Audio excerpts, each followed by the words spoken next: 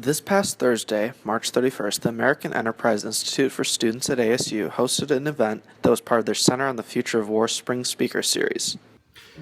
AEI is a nonpartisan think tank that's centered on the idea of individual liberty, free market capitalism, and more importantly, democratic capitalism and a competition of ideas. And what's especially important for the event that we hosted was effective and very vigilant foreign policy ideas. The event was called What the Rise of ISIS Tells Us About the Unraveling of the War on Terrorism and was led by David Kilcullen, who served for 25 years as an Army officer, diplomat, and policy advisor in command and operational missions across the Middle East, Southeast Asia, and Europe. Kilcullen was also a chief strategist in the State Department's Counterterrorism Bureau, a senior counterinsurgency advisor to General David Petraeus, and a special advisor for counterinsurgency to Secretary of State Condoleezza Rice. So this event really kind of focused on providing people with an understanding of exactly where ISIS came from.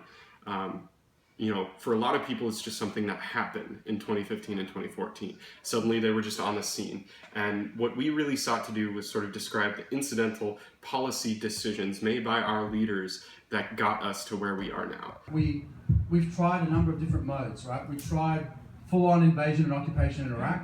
That didn't work so well. We tried light footprint efforts across Africa and Southeast Asia. They actually worked a little bit better, but also had some serious problems. What you're suggesting of just ignoring it and not participating, well, we actually tried that in Syria and Iraq from 2011 until 2014.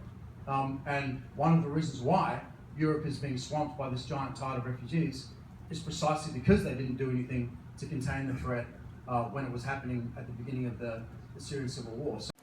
There was another takeaway, though. He said, to go back to the Russians for a minute, you may not be interested in war, but war is interested in you.